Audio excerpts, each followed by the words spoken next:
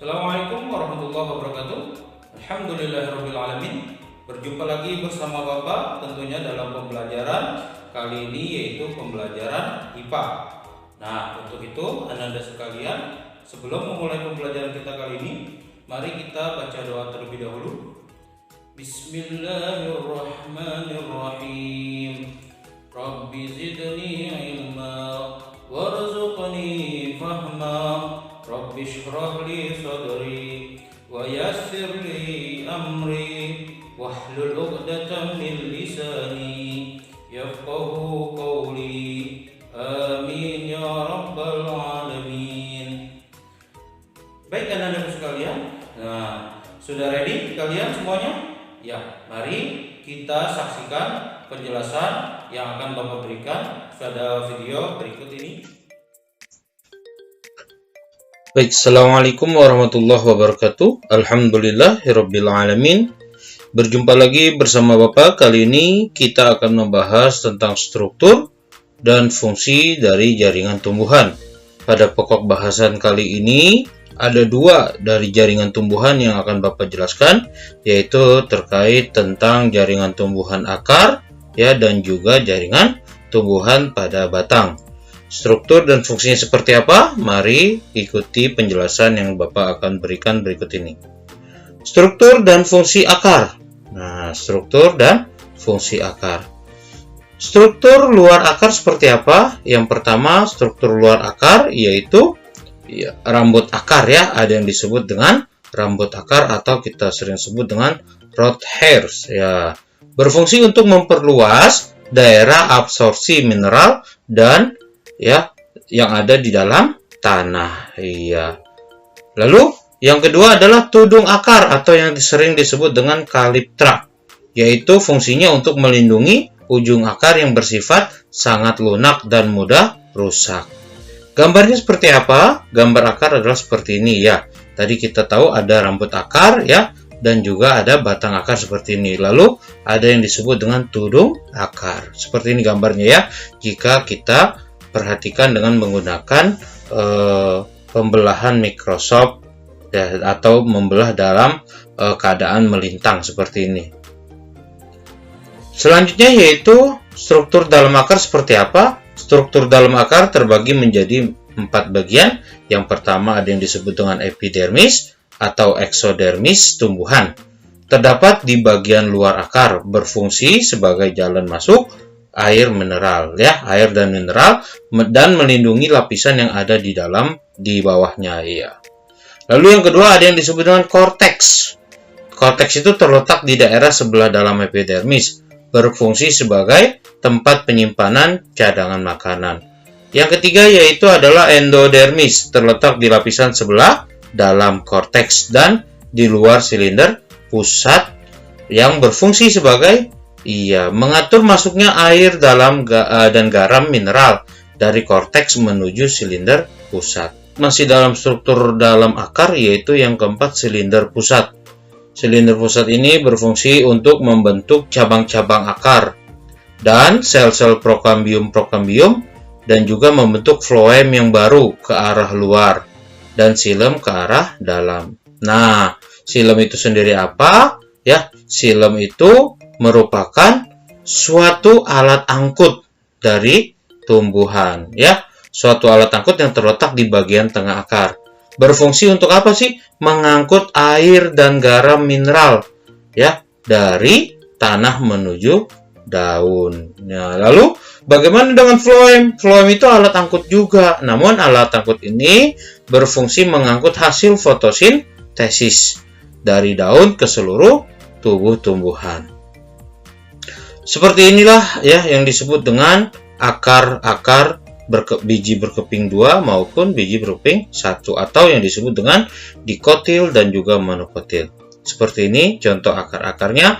Perbedaannya kalian bisa lihat ya. Dilihat dari struktur floemnya saja sudah berbeda ya. Di sini ada bagian epidermis, ada korteks, ada endodermis, ada periskel ya, ada intinya ya, dan juga floemnya yang berbeda-beda. Perhatikan floem antara monokotil dengan floem dikotil ya. Kita lanjutkan. Perbedaan akar monokotil dengan akar dikotil seperti apa? Kalian bisa saksikan tabel berikut ini. Iya. Di sini perbedaannya dilihat dari jenis akar, monokotil berserabut, sedangkan dikotil tunggang. Batas ujung akar ya dan juga kaliptra ya, itu adalah jelas, sedangkan dikotil tidak jelas. Untuk monokotilnya jelas. Periskel untuk monokotil itu terdiri dari beberapa lapis sel yang berdinding tebal, hanya membentuk cabang akar. Sedangkan pada tumbuhan dikotil, periskel terdiri dari satu lapisan sel berdinding tebal ya, dan membentuk cabang-cabang akar meristem sekunder, contohnya cambium dan cambium gabus. Lalu selanjutnya yaitu xilem dan phloem, letaknya berselang-seling untuk monokotil, sedangkan untuk dikotil ya pada akar sekunder bersifat kolateral ya, xilem di dalam ya dan phloem di luar. Apa empelur? Nah, empelurnya luas pada pusat akar, sedangkan dikotil empelurnya adalah sempit dan tidak memiliki empelur pada pusat akar. Sedangkan pada tumbuhan monokotil yang paling terpenting adalah kalian harus tahu bahwa tumbuhan monokotil tidak memiliki cambium ya. Sedangkan dikotil tampak seperti meristem sekunder, itu untuk cambiumnya. Jadi pada dikotil diingatkan lagi ya, pada dikotil bahwa ada cambiumnya, sedangkan pada monokotil tidak memiliki cambium. Fungsi akar apa saja? Yang pertama adalah untuk menyerap air dan mineral zat-zat hara dari tanah. Yang kedua, menunjang memperkokoh berdirinya tumbuhan. Lalu yang ketiga adalah pada beberapa jenis tumbuhan akar berperan sebagai alat respirasi ya, atau pernapasan ya. Yang keempat yaitu pada tumbuhan tertentu akar juga berperan sebagai tempat penyimpanan makanan atau sebagai alat perkembangbiakan reproduksi vegetatif. Yang kelima adalah akar sebagai alat pernapasan pada tumbuhan. Lalu kita masuk sekarang ke struktur dan fungsi batang. Apa itu struktur dan fungsi batang? Struktur luar batang ya, kita lihat ada yang namanya pertama itu batang tumbuhan herba. Batang tumbuhan herba ini batang yang tak berkayu ya. Nah, bagian luar adalah epidermis yang tipis. Di dalam epidermis tersebut ya terdapat stomata sehingga dapat terjadi dan berfungsi sebagai pertukaran gas oksigen dengan karbon dioksida di dalam batang tersebut ya, batang herba. Kalau kita pernah melihat tumbuh-tumbuhan bayam, kangkung dan sejenisnya ya. Nah, pada tumbuhan berkayu, apa yang berfungsi untuk sebagai pertukaran gas? Yang disebut dengan lentisel. Lentisel ini berfungsi sebagai tempat pertukaran gas. Batang yang masih muda berfungsi untuk proses fotosintesis. Struktur dalam batang seperti apa? Yang pertama adalah epidermis batang. Terdiri dari satu lapisan sel yang tersusun rapat dan tidak berongga. Dinding sel epidermis yang dilapisi kutikula itu tebal. Lapisan epidermis ini lapisan-lapisan yang ada di dalamnya. Fungsinya apa? Melindungi lapisan yang ada di dalamnya. Yang kedua adalah korteks batang yang berperan sebagai lapisan pelindung bagian parenkim yang terdiri dari beberapa lapisan sel berdinding tipis yang memiliki vakuola besar. Korteks memiliki rongga-rongga ruang antar sel yang berfungsi sebagai pertukaran gas udara. Dalam korteks terdapat floeterma. Floeterma itu apa sih? Floeterma adalah lapisan terdalam pada korteks yang memiliki bentuk dan susunan khas serta mengandung butir-butir. Ya, fungsi korteks itu sendiri pada sebagian besar ya adalah sebagai tempat penyimpanan cadangan makanan. Penyebab korteks tidak terlihat jelas pada batang tumbuhan monokotil ya, itu disebabkan karena apa? Adanya tersebarnya ikatan pembuluh yang tidak teratur ya, sehingga korteks pada sebagian tumbuhan monokotil tidak terlihat dengan jelas. Yang ketiga yaitu endodermis, merupakan lapisan yang terletak antara korteks dan silinder pusat. Pada batang, lapisan ini tidak begitu jelas dan hampir bersatu dengan korteks. Yang keempat yaitu stele ya, atau yang kita sering sebut dengan silinder pusat. Merupakan bagian batang yang terdalam ya. Nah, stele ini adalah tempat adanya pembuluh kayu atau kita sering sebut dengan xilem, ya, dan juga pembuluh tapis atau yang disebut dengan floem. Masih ingat ya, xilem dan floem itu berfungsi sebagai alat angkut pada tumbuhan. Nah, pada tumbuhan dikotil terdapat kambium di antara xilem dan floem, sedangkan pada tumbuhan monokotil tidak memiliki kambium. Kambium inilah yang menyebabkan batang ya tumbuhan dikotil bertambah besar. Jaringan kambium ini yang terdiri dari sel yang selalu membelah diri memisahkan kulit kayu dari bagian batang lainnya.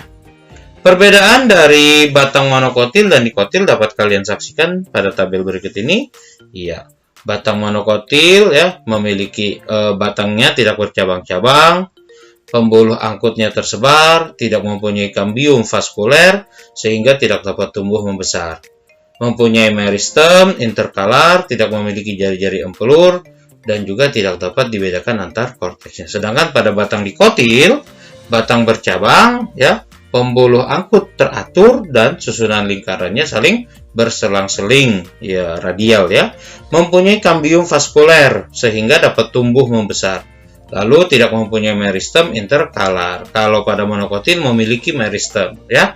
Perbedaannya kalian perhatikan ya. Lalu pada dikotil jari-jari empelurnya berupa deretan parenkim di antara perangkas ya, di antara berkas pengangkut. Dapat dibedakan antara daerah korteks dan juga empelurnya pada tumbuhan dikotil. Nah, seperti inilah struktur batang dikotil jika kalian perhatikan ya. Ada epidermis, korteks dan sebagainya ya. Ada floem, xilem dan juga kambium serta ada inti ya. Nah, ini pada batang monokotil. Ananda semua tentunya sudah melihat ya, sudah pernah paham, pernah diajarkan waktu kalian duduk di bangku SD. Nah, fungsi batang itu apa saja? Yang pertama adalah sebagai penopang, di mana menjaga agar tumbuhan tetap tegak dan menjadikan daun sedekat mungkin dengan sumber cahaya atau khususnya matahari. Yang kedua adalah pengangkut sebagai pengangkut air dan mineral dari akar ke daun. Selanjutnya yang ketiga adalah penyimpanan. Penyimpan siapa? Cadangan makanan. Yang keempat adalah alat perkembangbiakan sebagai alat perkembangbiakan vegetatif. Nah, itu ya, demikian penjelasan dari Bapak untuk struktur dan fungsi akar serta batang. Semoga ya kita dapat bertemu kembali dalam perjumpaan kita yang selanjutnya, yaitu membahas tentang struktur dan fungsi daun juga bunga. Terima kasih Ananda sekalian semuanya atas perhatian kalian. Semoga kalian dapat mengerti dengan apa yang sudah Bapak jelaskan hari ini. Wassalamualaikum warahmatullahi wabarakatuh. Bagaimana Ananda semua sekalian? Tentunya kalian sudah dapat mengerti ya dengan apa yang sudah Bapak jelaskan tadi.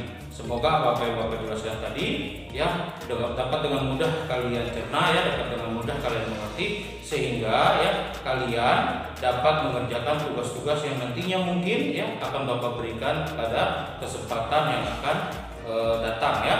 Nah, baik Ananda sekalian, sebelum menutup perjumpaan kita kali ini, mari kita sama-sama membaca hamdalah alhamdulillahirabbil alamin dan juga ditutup dengan doa kafaratul majlis. Subhanakallahumma wa bihamdik asyhadu an la ilaha illa anta astaghfiruka wa atubu ilaik.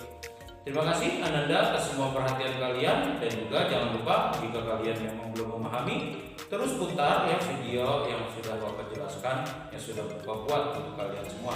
Akhirul kalam, billahi taufiq wal hidayah. Wassalamualaikum warahmatullahi wabarakatuh.